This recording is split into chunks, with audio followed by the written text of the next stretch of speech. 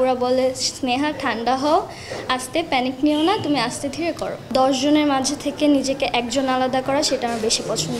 আমি আবার ক্লান্ত পথচারী, এই কাঁটার মুকুট লাগে ভারী।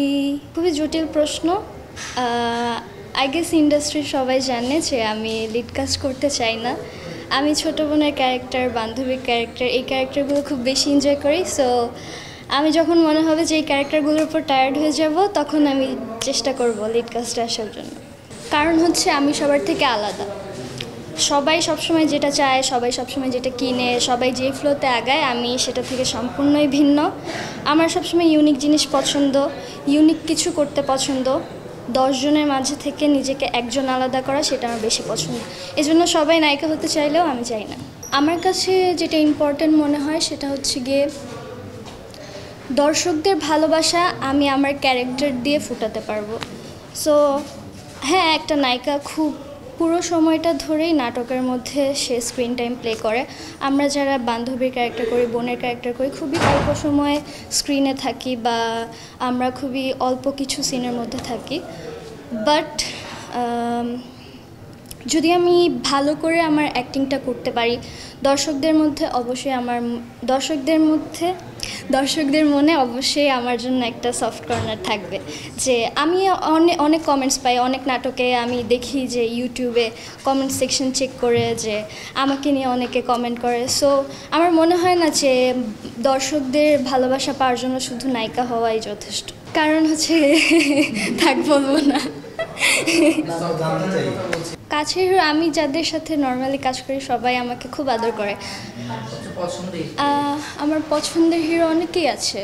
জোভান ভাইয়া আছে, তারপর হচ্ছে অপূর্ব ভাইয়া আছে, ইয়াশ ভাইয়া আছে, আরও অনেকেই আছে। নীল আলমগীর ভাইয়া আছে, তারপর আরও অনেকেই আছে।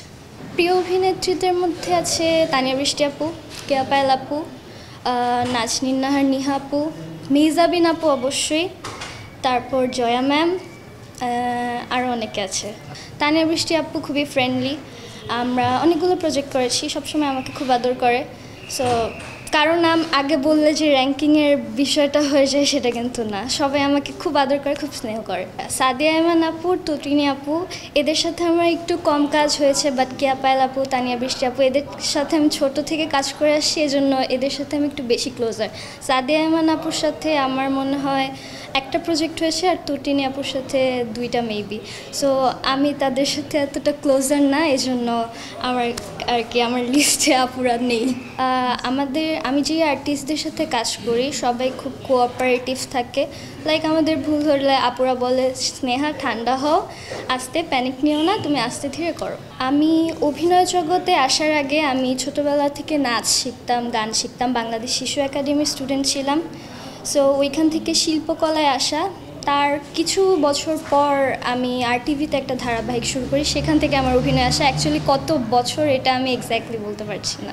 আমি আবার ক্লান্ত পথচারী, এই কাঁটার মুকুট লাগে ভারী, গেছে জীবন দুদিকে দুজনারই, মেনে নিলেও কি মেনে নিতে পারি, ছুটে গিয়েও যেন হাতের নাগালে না পাই,